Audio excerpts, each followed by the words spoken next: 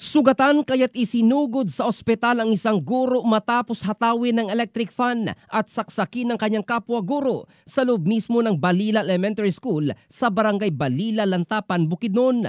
Batay sa investigasyon ng Lantapan PNP, bigla umanong pumasok sa school office ang suspect na kinilalang si alias Jimmy, isang guro, at nagwala matapos hindi ma-recognize ang kanyang fingerprint sa biometrics. Sa galit, winasak nito ang ilang gamit tulad ng mga baso at iba pang kagamitan at kinuha ang stand ng electric fan na ginamit niyang pambugbog at panaksak sa biktima na si Teacher Racel Molina, officer in charge, na nagtamo ng malalang sugat sa kanyang ulo. Hindi pa nakontento, hinabol pa ng suspect ang iba pang mga guro na nagsitakbo dahil sa takot.